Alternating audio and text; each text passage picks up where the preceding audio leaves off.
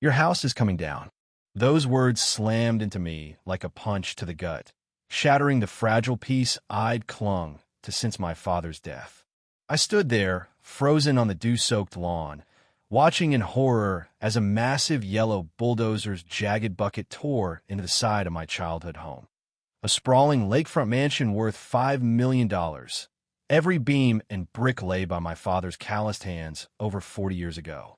The air was thick with the acrid mix of sawdust, crushed drywall, and something sharper, almost metallic, like the bitter tang of betrayal itself. I'd barely been back in town 12 hours, my body still heavy with jet lag from a grueling research trip in Germany, when Mike's panicked voice jolted me awake at dawn. "Alex, get to the house now. Something's wrong." No questions, just instinct. I threw on clothes, jumped in my rental car, and sped through the quiet suburban streets of Lakewood Estates, the neighborhood my family had helped create. But nothing, absolutely nothing, could have braced me for the sight. That mechanical beast gnawing at the wraparound porch where my mother used to sit every morning, her coffee steaming in the sunrise, watching the lake's gentle ripples. The machine let out a deep, shuddering groan as it yanked away chunks of siding and insulation, sending white dust billowing up like smoke from a funeral pyre. My heart hammered against my ribs, threatening to burst as I slammed the car door and ran forward, my shoes slipping on the slick grass. "Stop! For God's sake, stop!"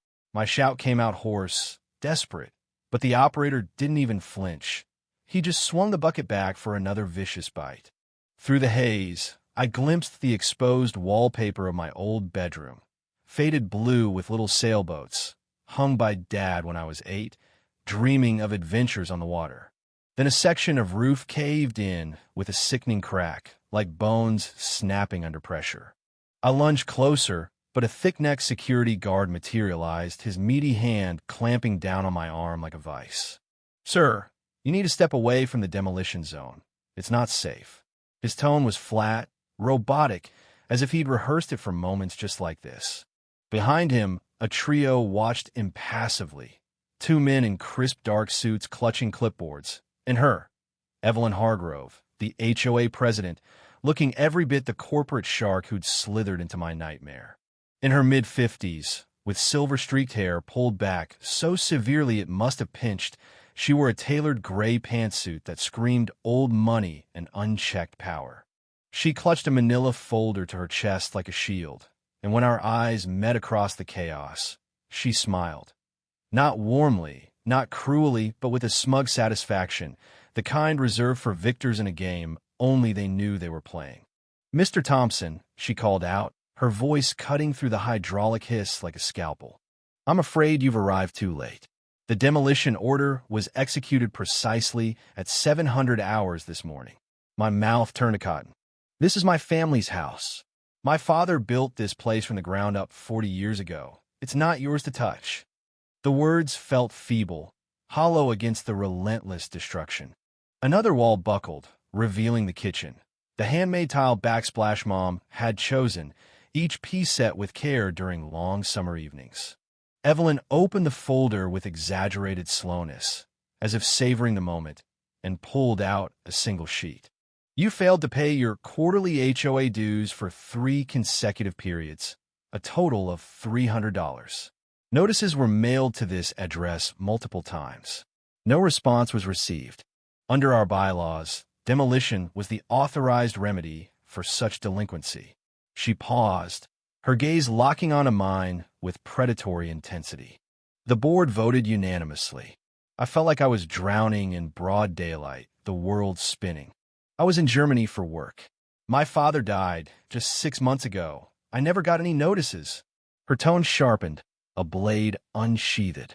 "That's not the HOA's concern, Mr. Thompson. Property ownership carries responsibilities. If you couldn't uphold them, perhaps you shouldn't have retained the asset." By now, a small crowd had formed. Neighbors I'd grown up with, like Mrs. Patterson from 3 lots over, her hand clamped over her mouth in shock. A younger couple I didn't know, the woman filming on her phone with a detached curiosity. From the back, a mutter. About time they dealt with that eyesore. Uneasy chuckles rippled through. Nervous, not hearty, but they laughed all the same, as if to convince themselves this was justified. The excavator swung again, smashing into the stone fireplace Dad had constructed stone by stone that sweltering summer. I turned 10. He'd let me help, my small hands passing rocks while he explained balance and weight, teaching me that a house was more than shelter. It was a promise of stability, family, legacy. Now those stones tumbled like broken teeth across the yard. I yanked against the guard's grip, but he tightened it. "Sir, calm down, or I'll call the police." Evelyn drew nearer, her expensive perfume cloying and cold amid the dust. "I understand this is emotional, Mr. Thompson, but the law is clear. Feel free to dispute it with an attorney. Though I must warn you, our legal team is exceptionally thorough." She nodded at the suited men, who bobbed their heads in sync like obedient hounds. The engine cut suddenly, silence ringing, broken only by approaching sirens. Blue and red lights flashed as a police cruiser pulled up. Evelyn's smile widened, triumphant. "Officers, thank you for responding so promptly. This individual is obstructing a legally sanctioned HOA operation." The older cop, graying at the temples with weary eyes, sized up the scene. "Me, the crumbling house, Evelyn." His brow furrowed. "Ma'am, was proper notice given to the property owner?" Her smile tightened, a crack in the facade. "All protocols were followed, officer. This is an internal HOA matter." He chewed on that, then turned to me. "Sir, step back across the property line." The guard released me. I stumbled, legs like jelly, onto the sidewalk, the same one where Dad taught me to ride a bike, to Parallel Park, where Mom waved goodbye each school morning with a kiss blown through the air. Voices murmured in the crowd. "He should have paid up. Rules are rules." Another. "That place was falling apart anyway." Lies, all lies. The house had been pristine, Dad's pride. But no one listened as the machine revved back to life. Through the settling dust, a darkwood glint caught my eye in the rubble near Dad's study. The oak chest he'd whispered about in the hospital, his voice frail but urgent. "Everything you need is in the oak chest, Alex. Don't forget, I've been too wrapped up in deadlines and grief to grasp it then." Now, staring at half-buried, something shifted inside me. Not just sorrow or fury, but a cold, calculated resolve. Evelyn droned on about standards and values, her voice carrying like a campaign speech. The crowd swelled, some nodding approval. The phone woman likely uploading with a snarky caption about entitled heirs. One final swing, and the last wall folded like a defeated book. Evelyn turned, declaring loudly, "Let this serve as a lesson. In Lakewood Estates, no one is above the rules." She slipped in her sleek black sedan and vanished, convinced of her victory. The cops left without a word. The guard walked off, and I stood alone, dust coating everything Dad had built. The chest waited in the wreckage. Dad's voice echoed clearer. "Everything you need." Maybe he'd foreseen this. Maybe he'd armed me. This wasn't the end. It was the spark. I couldn't face the sight that day. Instead, I drove to the rundown motel on the town's outskirts, its neon sign flickering vacancy like a bad omen, walls thin enough to hear neighbors' regrets. I'd booked it thinking it'd be temporary while sorting Dad's estate. Now it felt like exile. Slumped on the sagging mattress in dust-caked clothes, I ignored my buzzing phone. Text from Mike. Old acquaintances offering hollow condolences. Nothing could fix this. The house was gone, erased. Midnight brought no sleep. I pulled out the leather-bound photo album I'd grabbed months earlier, its pages yellowed and fragile. First image. Mom and Dad on the empty lot in 1983, dirt and pines framing the sparkling lake. Dad, young and strong, arm around Mom's waist, both beaming. Her handwriting on the back. Our land, 1983. Robert says he's building us a castle. I'd heard her tease him about that. Our castle, with 3 bedrooms and 1 bath, but filled with love. Flipping through. Construction candids. Dad shirtless in the heat, hammer swinging, sweat glistening as he framed walls. Mom with a paint roller, bandana in her hair, exhausted yet radiant. Me at 2, plopped in sawdust with a toy truck, oblivious. Dad hadn't done it all. Foundation and wiring by pros, but enough to infuse his spirit into every corner, every precise angle. Now rubble, as if it had never stood. More pages, backyard birthdays with cake by the lake, Christmases glowing by the fireplace, my high school graduation, Dad's hand on my shoulder, pride shining. Then the shift, Mom's cancer diagnosis at my 25th birthday. Photos showed her wasting away, smiles fading until blank pages. Dad stopped documenting after she passed. He maintained the house meticulously but wandered its rooms like a specter. I'd been too absorbed in my architecture career to notice his isolation. Last photo. Hospital 6 months ago. Dad, shrunken in the oversized bed, hand clutching mine. I'd flown from Berlin after Mike's call. Doctors gave him days. For 72 hours, I sat vigil, listening to his weakening ramblings, deeds, trusts, maps. The oak chest, Alex, everything you need. The house, the land, don't let them take it. Promise. I'd promised, but grief and work deadlines dulled the urgency. Post-funeral, I sorted lightly, album, Mom's jewelry, Dad's books, leaving the chest, too heavy emotionally. I'll handle it later, I'd thought, after Germany. For months, ignored emails, unreturned voicemails.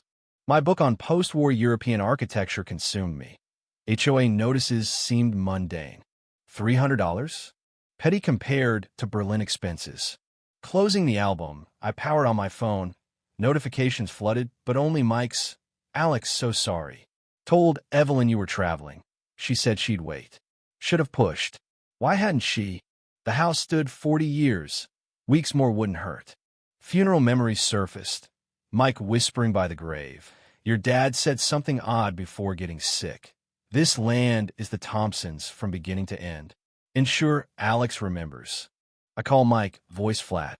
I'm not okay, but what did Dad mean? Pause, then he repeated it. Mention the chest. You'd understand once opened. Debris haul at dawn. I had 6 hours. Ignoring trespass warnings, I drove headlights off, parked blocks away, crept through shadows.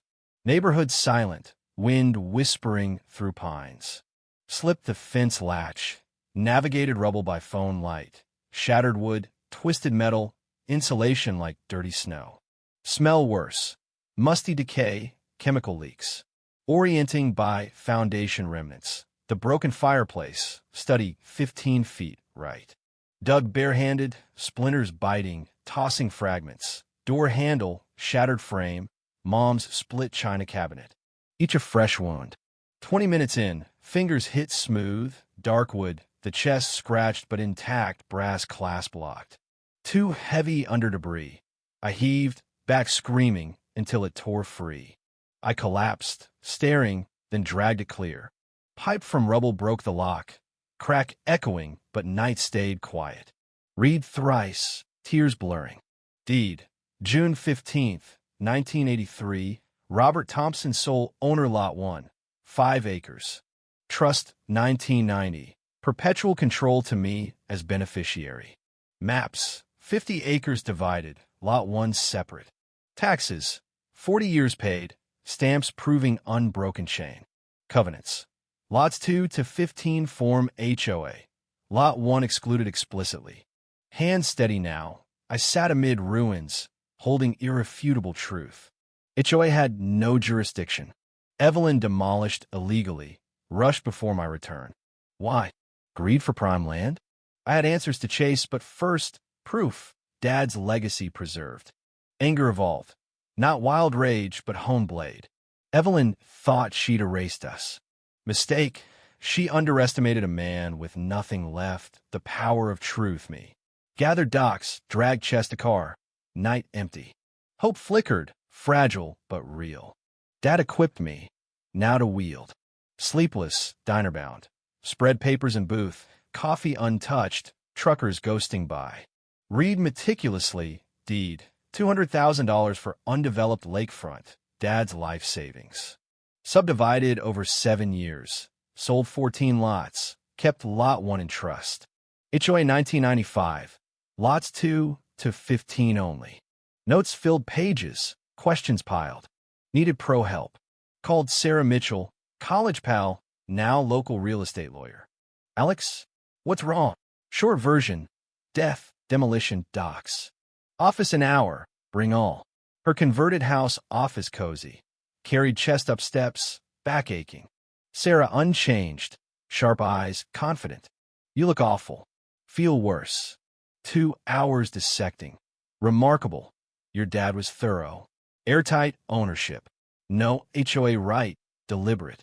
They knew, covenants clear. County database, trust current, auto taxes. Fake lien, $300 pretext. Planned while abroad. Why? Mike mentioned Evelyn inquiring about selling. Wants your land, location, access. Strategy, request 2-year minutes, legal right. County complaint, sue. Destruction, fraud, trespass, $2 million house plus punitives. Property $5 million total. Ugly fight ahead, they're resourced. Dad's letter echoed. Don't care, make them pay. Sarah, we need intent proof, minutes, emails. Subpoena, if resisted. Contingency case, no win, no fee. Left focused, anger to determination.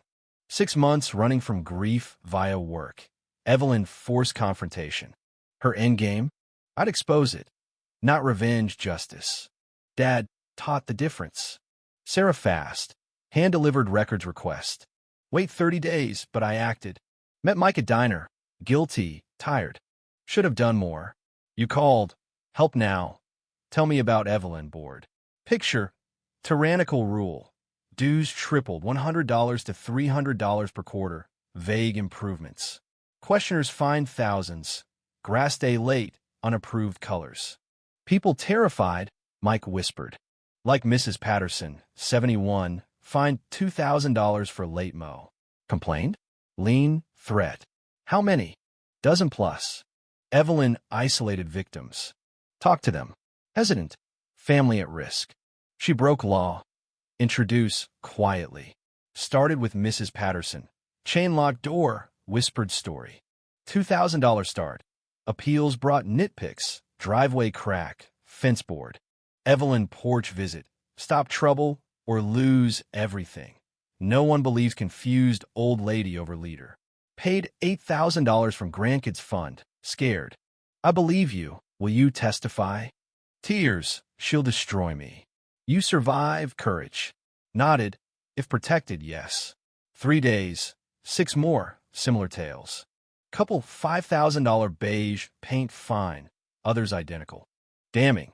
Harold Jenkins, ex-board, resigned over transparency. Coffee shop meet. Docs showing $80,000 to Hargrove Consulting. Evelyn's firm, advisory undefined. Embezzlement I breathed. Reported state board. Nothing. Threats since. Sarah met him. Changes everything. Fraud breach. Class action. Faster. County hearing. Expose possible charges. 1930s courthouse. Stone columns, echoing halls. Arrived early, suited, briefcase heavy. Hall crowded. Residents, reporters, Evelyn with navy-suited lawyers, smirking. Sarah, ready? Facts only, no temper. Room conference-like. Judge Eleanor Vance, 60s, steel hair, glasses. Gavel. Holloway versus Lakewood, HOA. Preliminary, not trial. Sarah opened. Abuse, fraud. June 23rd demolition for fake, $300 dues. Presented deed. Dad's 50 acres, lot 1 retained, excluded. Evelyn knew. Records list, non-member. Defense. Good faith, unpaid dues. Sarah. Tax auto pay, no lapse. Exhibit. $80,000 payments. Conflict. Courtroom buzz, gavel. Defense squirmed. Prior services. Sarah. Continued post-presidency. Witnesses. Mrs. Patterson trembling. Detailing threats. Confused old lady. Cross. Firm. Harold. Textbook embezzlement. Self-payments hidden. Objection overruled. My turn. Described morning horror. 40 years history crushed for debt. I didn't know. She wanted land. Cross abandoned. Working. Dad died. Ask Mike Watch. Not HOA. Voice rose, gavel. Defense witnesses, procedures followed. Sarah dismantled. No real contact efforts. Evelyn, composed, standards vital. C. Ross, rules don't apply lot 1. You knew. Jaw tight. Historical confusion. Minutes, acquire for center, owner absent. Cracked, hypothetical. Sarah, fraud, theft, deliberate. Silence. Validation surged, truth exposed. Ruling, favor, $5.2 million, $2 million house, $3.20 punitive. Board dissolved, operation suspended. Prosecutor, reviewed, subpoenaed. Week later, office raid, boxes hauled, Evelyn argued futilely. News, arrest, embezzlement $150,000, abuse, conspiracy. Footage, cuffed in sweats, uncombed, hollow gaze. Community split, celebrations versus defenses. Mike, stay away, heated. But my land. 2 board resigned, apologies. 1 lawyered. Harold whistleblower, pushing statewide reforms. Too much power, little oversight, could happen anywhere. Settlement. $3 million immediate, insurance. $2.2 million from reserves/sales. Sarah, walk away. No. Took $3 million rebuild, funneled rest to community fund. Reimburse victims like Mrs. Patterson, fix neglected parks. Trustees, Harold included. Response mixed, hero or publicity. But division eased, conversations flowed, gatherings formed. Mike, new board election, real servants. Trial loomed, plea, guilty, 5 years, $200,000 restitution, lifetime ban. Statement, power corrupted, hope for healing. Judge unimpressed. Over. Motel bed realization, justice served, but no home. Choice, flee or rebuild. Drove to lot. Debris gone, bare earth, foundation ghosts. Walked, memories flooding, kitchen laughs, bedroom dreams, study quiet. Lake unchanged, gray-blue expanse, pines, ducks. True inheritance, land connection. Called Sarah. Rebuild, local architect. On it. Chose, stay, transform pain. 6 months later, reinforced foundation, framing up, yellow pine skeleton. Architect Lisa, local, understood lake homes. Described dad's design, windows for light, east porch sunrises. Not replica, honored past, embraced now. Larger glass, insulation, open plan. Salvage stones and fireplace, dad's touch literal. Crew local, foreman new dad, good man, will honor. Visited daily, each nail victory. Community shifted, new board open, dues reasonable, reports clear. Mrs. Patterson reimbursed, on committee, compassionate voice. Mike treasurer, meticulous. Arguments open, no fear. Connections bloomed, Harold friend, advice giver. Mrs. Patterson's Sunday dinners, grandkid stories. Even defenders apologized at sight. Wrong. Help. No grudges, poison released. November, framing passed. Second floor view, lake eternal. Sarah appeared with diner coffee. Dad'd be proud. Not just house, rebuild community. Sipped. Not alone. You gave permission to fight fear. Matters most. Spring, enclosed, moved to apartment. Fireplace rose, originals mortared with new bridge. Gathering. Crew, Sarah, Mike's family, Mrs. Patterson's grandkids, Harold, supporters. Living room, tears at stones. Feels right, meant to be. Afternoon, lawn laughs, kids tagged by water. Mike porch side, beer clink, you did it. We. Sunset orange gold, fire pit flames, stories shared, bonds forged. We rebuilt stronger, wiser, foundation unshakable. Legacy endures. What do you think about the violence and injustice in stories like this? Share your opinions in the comments. Take a stand on how we fight back against abuse of power. Your views matter.